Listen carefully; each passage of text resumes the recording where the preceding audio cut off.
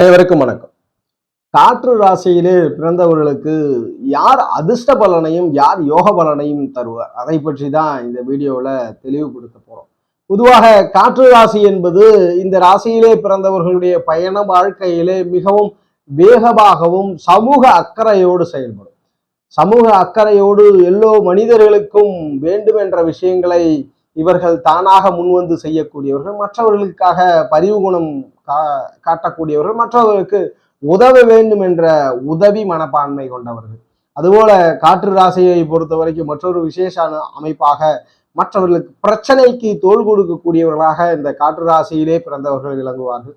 காற்று ராசியில 3 ராசியை நம்ம உறுதிப்படுத்துறோம். அந்த 3 ராசிகளை சரசிர உபயமாகவும் வரிசைப்படுத்துகிறோம். அந்த வகையில உபய ராசியிலே பிறந்தவர்கள், காற்று உபய ராசியிலே பிறந்தவர்கள் மிதுன ராசியிலே பிறந்தவர்கள். அதுபோல சர உபய ராசிகளிலே பிறந்தவர்கள், சரத்தில் பிறந்த காற்று ராசியிலே பிறந்தவராக துலாத்தில் பிறந்தவர் விளங்குகிறார்.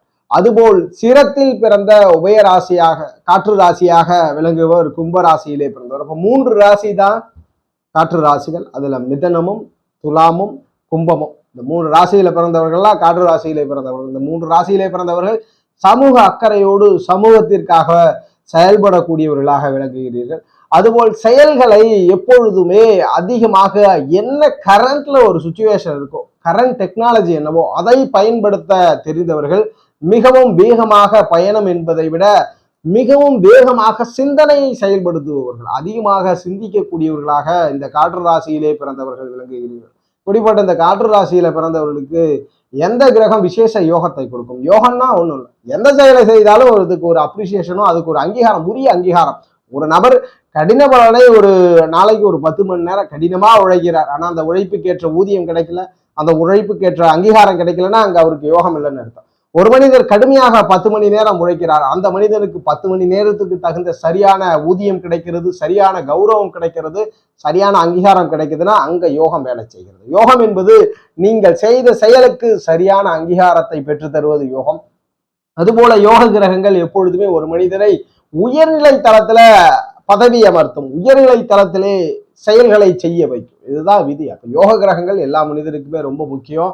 அந்த வகையில இந்த காற்று ராசியிலே பிறந்தவர்களுக்கு யாரெல்லாம் யோக பலனை செய்வார், அதை பற்றி தெளிவுபடுத்தலாம். வீடியோ பதிவிற்கு முன்பு, ஒரு மனிதனுடைய வாழ்க்கை போல இன்னொரு மனிதருக்கு அமைய போறதே இல்லை. இதை ஜோதிடம் உறுதிப்படுத்துகிறது. அறிவியல் ரீதியாகவும் உறுதிப்படுத்தலாம். ஒரு மனிதனுடைய வாழ்க்கை போல இன்னொரு மனிதருக்கு அமைய போறதில்லை. எப்படி என்றால் கிரகங்களை மையமாக வைத்துதான் ஜோதிட பலன் கொடுக்கிறோம். அந்த வகையிலே இன்றைய தினம் இந்த நேரத்தில் பிரபஞ்சத்தில் கிரகங்கள் எங்கு சுழண்டு கொண்டு இருக்கிறதோ மீண்டும் அந்த இடத்தை அடைய போறதே இல்லை. சூரியன் முதற்கொண்டு மீண்டும் அந்த இடத்தை வரப்போறதில்லை. அதனால் ஒரு மனிதனுடைய வாழ்க்கையை இன்னொரு மனிதரிடம் ஒப்பிடுவது என்பது ஏற்புடையதில்லை. ஒவ்வொரு மனிதனும் தனது வாழ்க்கையை வெவ்வேறு காரகங்களுக்காக, காரியங்களுக்காக செயல்படுத்துகிறார். அதனால் ஒருவரை ஒருவர் ஒப்பிடுவது என்பது ஏற்புடையதல்ல. ஒரு மனிதன் யோக மகாதசையில பயணப்படும் பொழுது அவருடைய வாழ்க்கைகள்ல வெற்றிகள் மிக எளிதில் கிடைச்சிடும். பெரும் வியூகமோ பெரும் முயற்சியோ மேற்கொள்ளனா கூட சமூகத்திலே பெயர் புகழ் அங்கீகாரம் கிடைத்துவிடும். அவயோக மகாதசையிலே பயணப்படுபவர்கள் பெரும் வியூகம் பெரும் முயற்சி மேற்கொண்டாலும் கூட தோல்விகள் தான் இருக்கும். ஒரு இடத்தில் தங்கினே இருக்கக்கூடிய சூழலும் பெரிதும் வெற்றி இல்லாத சூழலை ஜாதகர் அனுபவிப்பார். எந்நிலை இருந்தாலும் மனிதன் தான் ஆன்மாவை நித்தியம் பண்ணணும். அந்த வகையிலே ஆன்மாவை எப்படி நித்தியம் பண்ணலாம்? யோக மகாதசையிலே பயணப்படுபவர்கள் சக மனிதர்களிடம் ஏற்றத்தாழ்வில்லாத மனநிலைமையோட பழகணும். ஒரு யோக தசையில பயணப்படுறீங்க, எல்லாம் உங்களுக்கு கிடைக்கிறது, எல்லா விதமான பெயர் புகழும் பெரும் முயற்சி இல்லாம கிடைக்குதுன்னா சமூகத்தில் இருக்கக்கூடிய சக மனிதர்களை அவர் எந்நிலை இருந்தாலும் அவரிடம் ஏற்றத்தாழ்வு இல்லாம பழகணும். அதுபோல் அவயோக மகாதசையிலே பயணப்படுபவர்கள் அமைதி பொறுமையோட செயல்படணும். எல்லாமே சரியில்லையா, எல்லா சூழலையும் தவறுதான் நடக்குதா, பரவாயில்ல, அமைதியோடு பொறுமையோட செயல்படணும். ஆன்மீக எண்ணம், ஆன்மீக சிந்தனை, இறை வழிபாடு இருக்கிறவங்க இறைவனை வழிபடலாம். எந்த மதமா இருந்தாலும் மத சார்ந்த உயரிய கொள்கைகளை பின்பற்றலாம். ஆன்மீக எண்ணங்கள் எதுவுமே இல்லை, பரவாயில்ல, சக மனிதரிடம் அமைதி பொறுமையோட செயல்படணும். உங்களுக்கு நேரம் சரியில்லைன்றதால மற்றவரிடம் தவறாக நடந்து கொள்வது, தவறாக கருத்துக்களை சொல்வதெல்லாம் தவிர்க்கும் பொழுது ஆன்மாவை நித்தியம் பண்ணிக்க முடியும். இந்த மாதிரிகள் வீடியோ பதிவுக்குள்ள வந்துடலாம். காற்று ராசிகளுக்கு யோகாதிபதியா இதுல முதன்மையாக மிதுனம், உபயத்தின் காற்று ராசி மிதுனம். ஜாதகர்கள் சமூகத்தின் அக்கறையும் சமூக பின்னணியும் கொண்டவர்கள். இவர்களுக்கு யார் யோகத்தை செஞ்சிட முடியும்? யார் முதல் தர யோக அமைவுகளை பெற்றுத்தரக்கூடியவராக விளங்குகிறார்? மிதுன ராசியை பொறுத்த வரைக்கும் முதன்மையில சனி பகவான் அமைகிறார். சனி பகவானை பொறுத்த வரைக்கும் 8, 9ஆம் ஆதிபத்தியம் பெறுகிறார். ஆயுள் ஆதிபத்தியத்தையும் பாக்யாதிபத்தியத்தையும் சனி பகவான் பெறுகிறார். இரண்டாம் தரத்திலே சுக்கிரன் விளங்குகிறார். சுக்கிரன் பூர்வ புண்ணிய ஆதிபத்தியத்தையும் 12ஆம் இடமான அயன சயன போகமான விரையாதிபத்தியத்தையும் பெறுகிறார். மிதுனத்தை பொறுத்த வரைக்கும் 3ஆம் தரமாக புதன் விளங்குகிறார். மூன்று கிரகங்கள் தான். இதுல ஒரு அமைவுகள் என்னன்னா, மிதுனத்தில் யார் பிறந்திருந்தாலும் மேக்சிமம் சுயமாக வெற்றி பெறுகிறார், சுயமுயற்சியிலே வெற்றி பெறுகிறார். ஏன் எதனால அப்படின்னும் பொழுது, லக்ன ரீதியில ராசி ரீதியில புதன் வர்றதுனால இல்ல, சனி பகவான் எப்பொழுதுமே தாமதப்பட்டு தடைப்பட்டு பலன்களை கொடுக்கிறார். அதுக்குள்ள மிதுனத்தில் பிறந்தவர்கள் புதன் அல்லவா சனியினுடைய சாராம்சங்களை வெளிப்படுத்தி சுய வெற்றியை பெற்று விடுகிறது. அப்ப மிதுன லக்னத்தில் மிதுன ராசியிலே பிறந்தவர்களுக்கு முதல் தர வெற்றியை யோக கிரகமாக சனி பகவான் பார்க்கப்படுகிறார். சனி அவ்வளவு சீக்கிரம் கொடுக்க மாட்டார். கொடுக்கும் வண்ணம் உங்கள் ஜாதகத்தில் அமர்ந்தால் நீங்கள் யோகவான். உங்களுக்கு அழிவில்லாத பெயர் புகழையும் அழிவில்லாத சொத்து சுகங்களையும் அழிவில்லாத செயல்களை சனி பகவான் கொடுத்து செல்வார். சனி முதல் தரத்திலும் சுக்கிரன் 2ஆம் நிலையிலும் புதன் 3ஆம் நிலையிலும் விளங்குகிறார். இந்த மூன்று கிரகங்கள் தான் யோகங்களை செய்ய போகிறது. இந்த மூன்று கிரகங்களிலும் குறிப்பாக தசாபுத்தி அந்தர சூட்சும பிரணவ காலகட்டங்கள் உங்களுக்கு வெற்றி தரக்கூடிய காலகட்டங்களாக அமைந்துவிடும்.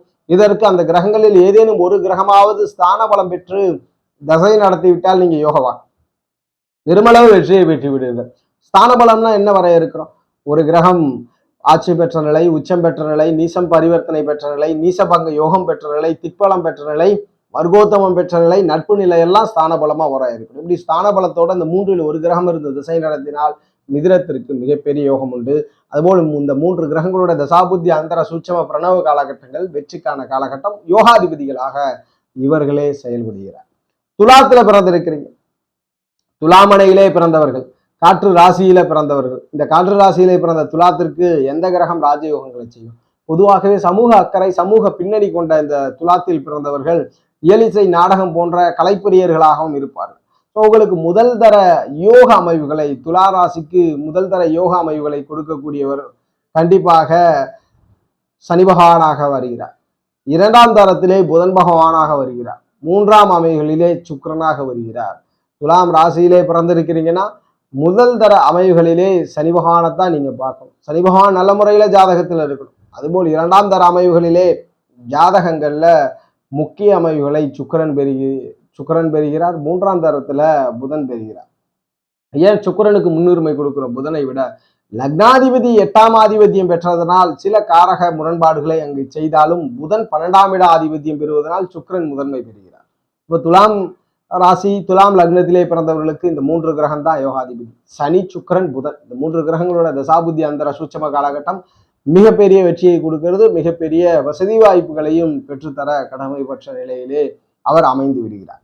அடுத்த அமைவுகள்ல ஜாதகங்களிலே மிகப்பெரிய வெற்றியை கொடுக்கக்கூடியதாக காற்று ராசி வெற்றி ராசியாக கும்பம் பார்க்கப்படுகிறது. இந்த கும்பராசியிலே பிறந்தவர்களுக்கு எந்த கிரகம் மிகப்பெரிய யோகங்களை செய்யும், மிகப்பெரிய அதிர்ஷ்ட பலன்களை செய்ய காத்து கொண்டிருக்கிறது? முதன்மை அமைவுகள்ல கும்பத்தில் பிறந்தவர்களுக்கு சுக்கிரன் விளங்குகிறார்.